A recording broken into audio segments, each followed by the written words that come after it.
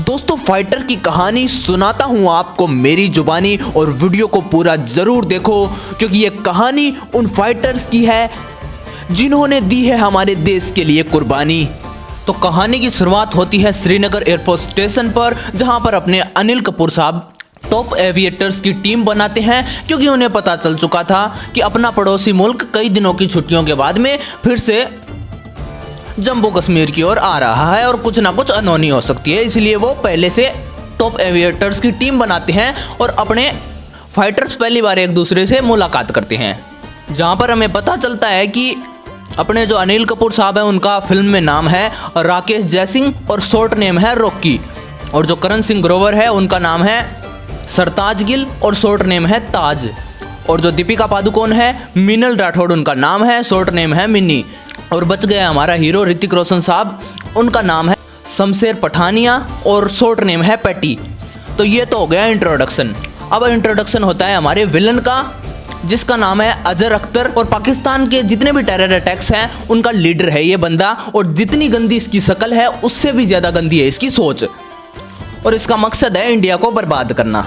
और अपने जितने भी एयर फाइटर्स हैं उन सब के लीडर हैं अनिल कपूर यानी कि अक्खा रॉकी, और अपने कमांडिंग ऑफिसर यानी कि अनिल कपूर साहब कहते हैं कि एक दूसरे से मिलजुल कर रहो, एक दूसरे को जानो और एक टीम की तरह काम करो। और फिर क्या था, अपने फाइटर्स भी निकल पड़ते हैं अय्यासी करने, मेरा मतलब है पार्टी सार्टी करने, और इतने में एक गाना भी आ जाता है।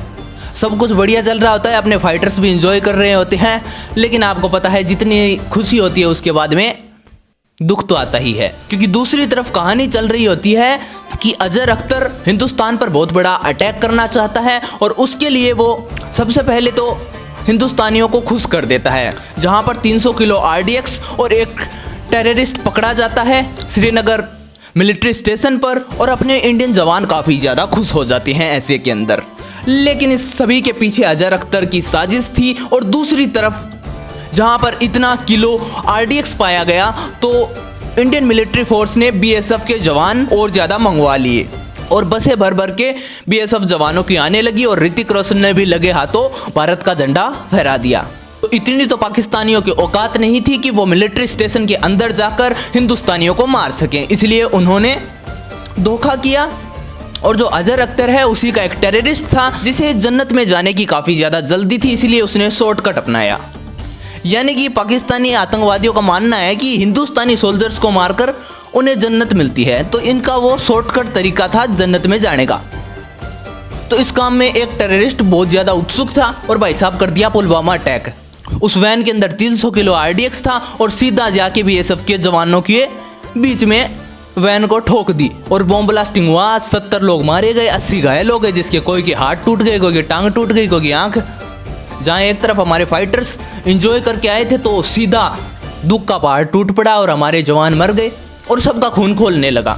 और अनिल कपूर साहब ने कहा थोड़ी शांति बरतो, इसीलिए अनिल कपूर ऋतिक रोशन यानी कि पैटी को भेज देते हैं दिल्ली मीटिंग के लिए, जहाँ पर नेशनल सिक्योरिटी एडवाइजरी की मीटिंग के अंदर ऋतिक रोशन साहब चल जाते हैं। हालांकि पैटी वहां पर नहीं जाना चाहता था क्योंकि उसे पता था कि पाकिस्तानी फाइटर्स कभी भी आ सकते हैं, हमला कर सकते हैं, लेकिन अनिल कपूर साहब ऑर्डर दे देते हैं तो बेचारा हमारा हीरो भी क्या कर सकता है, क्योंकि हमें पता चलता है कि पीछे कुछ ऐसा भी हादसा हुआ है जहां पर रॉकी और पैटी दोनों के बीच में कुछ अनबन हो गई है, और बेसिकली हमारे अनिल कपूर साहब खुन्नस में ऋतिक रोशन को दिल्ली भेज देते हैं, क्योंकि उनका मानना था कि शमशेर पठानिया कभी भी टीम को लीड नहीं कर सकता। हालांकि एक फैक्ट और था कि शमशेर पठानिया से बेस्ट कोई एयर फाइटर भी नहीं था, पूरे इंडिया के अंदर बेस्ट फाइटर अपने ऋतिक रोशन साहब थे। क्योंकि पैटी हमारी फिल्म का हीरो है तो वो दिल्ली जाकर प्लान बता देता है सबको, और सरकार मान भी जाती है, और वो पुलवामा अटैक होता है। वो कहानी रियल थी, लेकिन आगे की जो कहानी होगी वो काल्पनिक होने वाली है।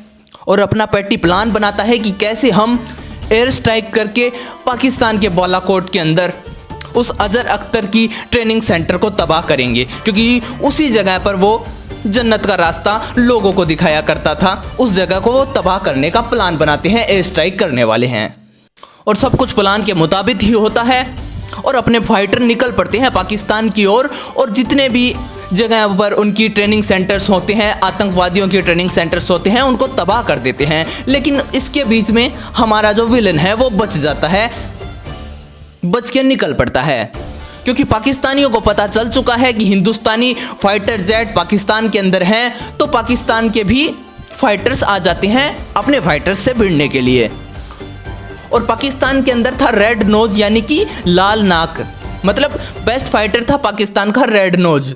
तो मिशन को पूरा करके सारे फाइटर्स तो हिंदुस्तान की ओर आ जाते हैं, लेकिन 2 फाइटर्स रह जाते हैं। एक तो हमारा शमशेर पठानिया यानी कि हमारा हीरो, और दूसरा ताज यानी कि हीरो का दोस्त। और रेड नोज टारगेट लॉक कर देता है ताज के क्राफ्ट पर।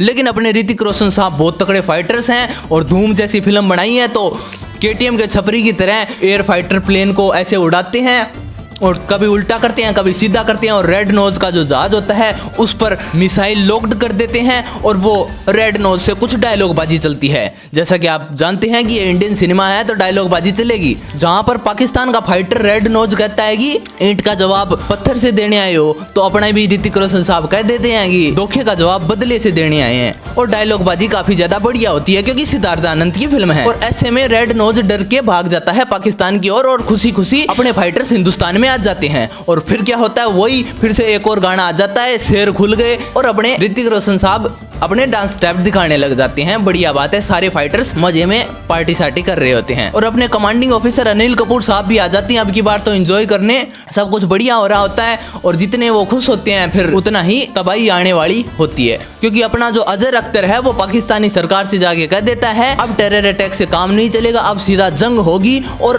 पाकिस्तानी एयर फाइटर्स हिंदुस्तान की ओर बढ़ जाते हैं और हिंदुस्तान के कई जगहों पर हमला कर देते हैं, यानी कि जम्मू कश्मीर के अंदर 2-3 छावनियों पर अटैक कर देते हैं एयर स्ट्राइक करके। अब काफी ज्यादा जोश हमारे फाइटर्स में भी भरा हुआ है क्योंकि पीछे ये गाना चला है, शेर खुल गए। अब वो भी अपने विमान लेके उड़ पड़ते हैं, लेकिन जैसे ही अपने फाइटर्स आते हैं पाकिस्तानी अपनी औकात दिखा देते हैं और दुम दबा के अपने देश की ओर भाग चलते हैं, पाकिस्तान को पार कर देते हैं। लेकिन हिंदुस्तानी फाइटर्स पाकिस्तान पार करने लगते हैं तो ऑफिसर्स मना कर देते हैं कि नहीं, हम आपको परमिशन नहीं दे सकते। तो अपने जितने भी एयर फाइटर्स थे वो वापस आ जाते हैं, अनिल कपूर साहब भी आ जाते हैं। लेकिन क्योंकि ये हिंदुस्तान की फिल्म है तो अगर हीरो नियम नहीं तोड़ेगा तो वो कैसी फिल्म होगी। तो भाई साहब ऋतिक रोशन साहब नियम तोड़ेंगे और उनका मानना है कि मैं पाकिस्तान जाने से पहले ही उनको तबाह कर दूंगा, लेकिन ऐसा नहीं होता है। और ऋतिक रोशन साहब और ताज का फाइटर जेट जैसे ही पाकिस्तान के एयर बॉर्डर को पार करने लग जाता है, ऋतिक सर परमिशन लेते हैं कि क्या मैं पाकिस्तान के अंदर जा सकता हूं,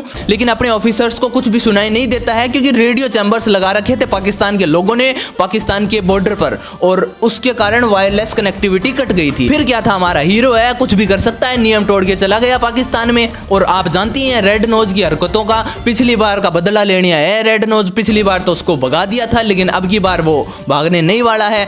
और ऋतिक रोशन साहब को तो प्लेन केटीएम की तरह चलाते ही हैं। एरियल एक्शन काफ़ी ज़्यादा शानदार दिखाया गया है, मैं उसकी बुराई नहीं कर रहा, बेस्ट एरियल एक्शन अपने इंडियन सिनेमा के अंदर दिखाया गया है। लेकिन ऋतिक रोशन साहब की फाइटिंग स्किल से वो तो बच जाते हैं, लेकिन इनके जो दोस्त का फाइटर जेट होता है उसके अंदर बेसिकली 2 एयरफोर्स के ऑफिसर्स होते हैं, एक तो ताज और दूसरा होता है बाज। और दोनों को पाकिस्तान के प्लेन्स घेर लेते हैं, जाल में फंसा लेते हैं और उनका एयरप्लेन क्रैश हो जाता है। और बेसिकली सीधी सीधी बात है, वो पाकिस्तान के अंदर पकड़े जाते हैं। और पाकिस्तान के लोग काफी ज्यादा खातिरदारी करते हैं अपने उन दोनों एयरफोर्स के जवानों की। और दूसरी तरफ हिंदुस्तान के अंदर सभी अपने शमशेर पठानिया यानी कि ऋतिक रोशन साहब को दोषी मानते हैं कि इसकी वजह से हमारे जवान पकड़े गए, इसने ये डिसीजन गलत लिया। और अनिल कपूर साहब है इंक्वायरी बिठाते हैं शमशेर पठानिया पर, और इंक्वायरी के दौरान शमशेर पठानिया को उनकी टीम से निकाल दिया जाता है और उन्हें दूसरी जगह यानी कि हैदराबाद एयरफोर्स ट्रेनिंग सेंटर में भेज दिया जाता है, जहां पर वो नए लड़कों को पायलट बनाने का काम करेंगे। और थोड़े ही दिन हुए थे हमारे हीरो और हीरोइन की नजदीकियां बढ़ी थी, लेकिन अनिल कपूर साहब ने दूरियां पैदा कर दी और शमशेर पठानिया है वो काफी ज्यादा इमोशनल हो गया क्योंकि उसके 2 दोस्त गवा दिए उसने अपनी गलती के कारण। हालांकि उसकी कोई गलती नहीं थी, लेकिन उसने कोई भी एक्सक्यूज नहीं दिया और वो हैदराबाद निकल गया और दूरियां बढ़ गई। और कुछ महीनों तक उन्हें ट्रेनिंग देने के बाद में शमशेर पठानिया एयरफोर्स को छोड़ने के लिए कहता है अपने ऑफिसर से, लेकिन जो एयरफोर्स के ऑफिसर है वो कहते हैं कि बच्चों वाला काम मत कर, थोड़ा दिन सोच ले समझ ले, छुट्टी ले ले, बाद में आके डिसाइड कर लेना। और शमशेर पठानिया जम्मू चला जाता है, अपने पिता के पास में कुछ दिन रहता है और पिता उसे दिखाता है कि अपने जो फाइटर्स हैं, जो तेरे दोस्त हैं, उन्हें इंडिया बातचीत करके वापस बुलवा रही है। और शमशेर पठानिया भी श्रीनगर एयरफोर्स स्टेशन पर चला जाता है, अपने पुराने दोस्तों से मुलाकात करता है और थोड़े इंडियन फाइटर्स खुश होते हैं। लेकिन मैंने जैसा कि कहा कि जैसे ही खुश होते हैं कुछ ना कुछ बुराई का पहाड़ टूट पड़ता है। और जैसे ही वो खुश होते हैं और एयरक्राफ्ट के द्वारा उनके दोस्त को उतारा जाता है तो वो मरा हुआ होता है और एक दोस्त को भेजते ही नहीं है। 2 एयर फाइटर्स पकड़े गए थे, उसमें एक को तो मार दिया जिसका नाम बाज था और जो सरताज गिल था उसे भेजा भी नहीं, वो उनकी ही गिरफ्त में था। और अपना बाज था उसको मारने का कारण था उसने एक डायलॉग बोल दिया जो कि अपने ऋतिक रोशन साहब ने मूवी की स्टार्टिंग में बोला था और उस डायलॉग के कारण अपना एयरफोर्स का जवान मारा गया। डायलॉग था, दुनिया में मिल जाएंगे आशिक कहीं पर वतन से हसीन सनम नहीं होता, हीरो में सिमट कर सोने से लिपट कर मरते हैं कई पर तिरंगे से खूबसूरत वतन नहीं होता। और इस डायलॉग को सुनकर भाई साहब आतंकवादी अजहर अख्तर अपने एयरफोर्स के ऑफिसर को मार देता है और हिंदुस्तान डेड बॉडी भेज देता है।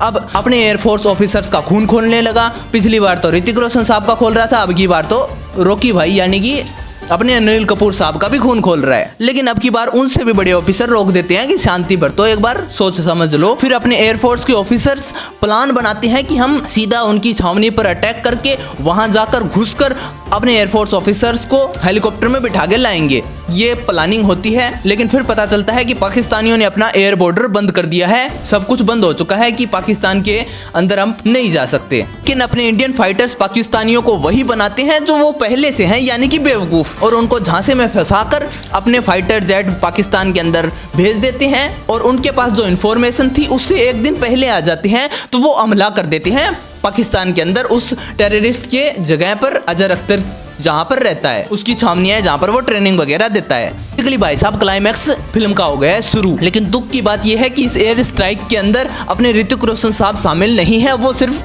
टीवी के अंदर देख रहे हैं, यानी कि श्रीनगर एयरफोर्स स्टेशन पर वो देख रहे हैं कि फाइटर्स क्या कर रहे हैं, वो सिर्फ देख सकते हैं, कुछ भी नहीं कर सकते। और सब कुछ प्लान के मुताबिक ही होता है।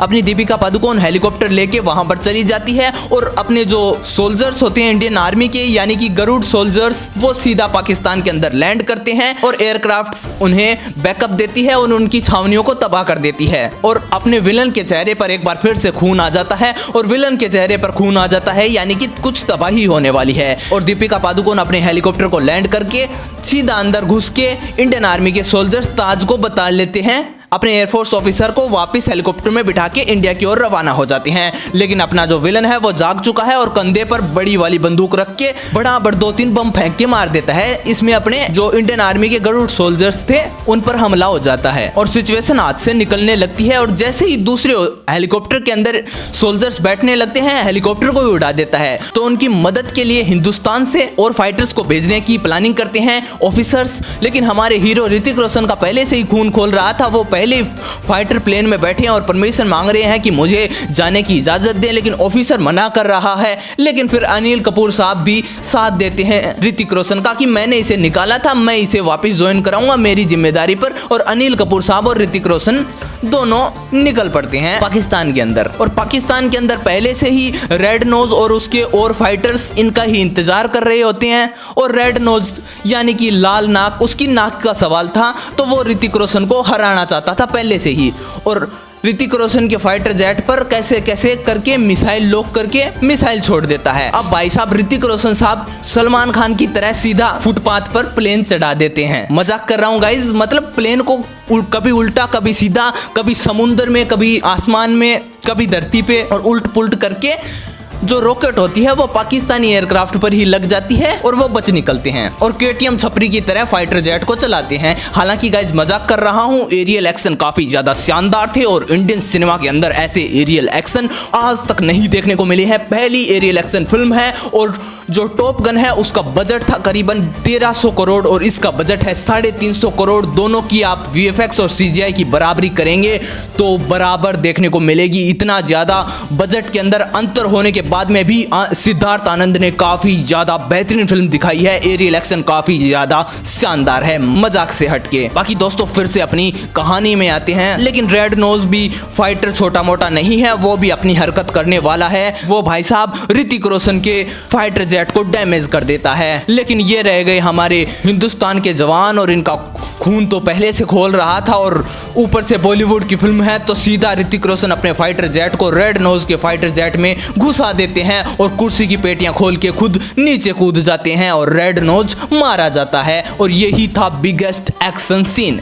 लेकिन इस एक्शन सीन से पहले कुछ डायलॉग बाजी भी होती है और डायलॉग काफी ज्यादा शानदार थे, पहले भी बोल चुका हूं। और नीचे जाकर सीधा भाई साहब ऋतिक रोशन साहब अजय अख्तर के पास जाते हैं जो कि हिंदुस्तानी सोल्जर को मार रहा होता है और उसके साथ डायलॉग बाजी शुरू हो जाती है। एक मुक्का मारते हैं और एक डायलॉग मारते हैं, तो डायलॉग बाजी का खेल चलता है कई देर और साथ में हाथ पैर भी चलते रहते हैं और फिल्म की एंडिंग आ गई नजदीक भाई साहब और सब कुछ सही होता है। अपने सोल्जर्स हेलीकॉप्टर में बैठ के निकल पड़ते हैं, लेकिन ऋतिक रोशन साहब पीछे रह जाते हैं और अजय अख्तर के साथ में वो फाइट कर रहे होते हैं, एक साथ गाड़ी चला रहे होते हैं और गाड़ी को हवा में उड़ा देते हैं और अजय अख्तर गाड़ी में रह जाता है और अक्षय कुमार की तरह ऋतिक रोशन साहब भी हेलीकॉप्टर पर लटक के भाई साहब इंडिया लौट आते हैं और कहानी का हो जाता है दी एंड, जहां पर हमें एक और पता चलता है कि अनिल कपूर साहब ऋतिक रोशन से माफी मांगते हैं कि मैं अपनी बहन की मौत का जिम्मेदार तुझे ठहराता रहा, लेकिन बेसिकली तुम तो एक अपने फाइटर की जिम्मेदारी निभा रहे थे। और हमें पता चलता है कि जो रॉकी यानी अनिल कपूर साहब की बहन होती है वो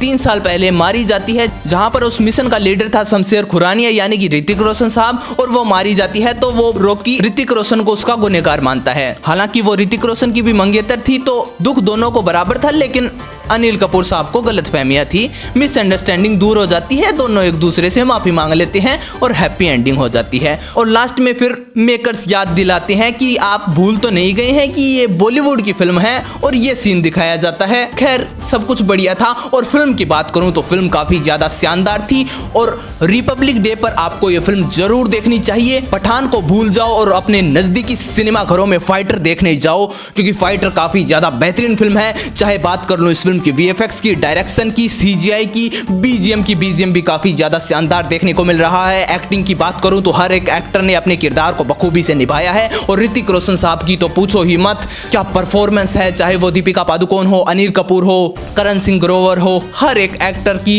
एक्टिंग काफी ज्यादा शानदार थी। वीएफएक्स भी काफी ज्यादा शानदार थे। एरियल एक्शन नेक्स्ट लेवल के थे। इंडियन सिनेमा में आज तक किसी ने ऐसे एरियल एक्शन नहीं देखे। डायरेक्शन काफी ज्यादा शानदार था। फिल्म में कोई भी कमी नहीं थी। रियल पैट्रियोटिज्म देखने को मिलती है हमें इस फिल्म के अंदर, नकलीपन नहीं देखने को मिलता। पठान जैसे जिस फिल्म का नाम ही पाकिस्तान का है, वो क्या इंडिया के लिए पैट्रियोटिज्म दिखाएंगे। हालांकि वो फिल्म भी सिद्धार्थ आनंद की थी, लेकिन शाहरुख खान थे उस फिल्म के हीरो, तो उन्होंने शर्त रखी कि फिल्म का पहले इस्लामीकरण करो, उसके बाद में मैं इस फिल्म में काम करूंगा। तो वो एक प्रोपेगेंडा फिल्म थी। लेकिन रियल पैट्रियोटिज्म की फिल्म देखनी है, देशभक्ति की फिल्म देखनी है, तो आपको फाइटर जरूर देखनी चाहिए। मैं इस फिल्म को 5 में से 5 स्टार दूंगा। बाकी दोस्तों आज सिर्फ इतना ही। और वीडियो आपको कैसा लगा मुझे कमेंट बॉक्स में जरूर बताएं। आज सिर्फ इतना ही। Thanks for watching, have a nice day.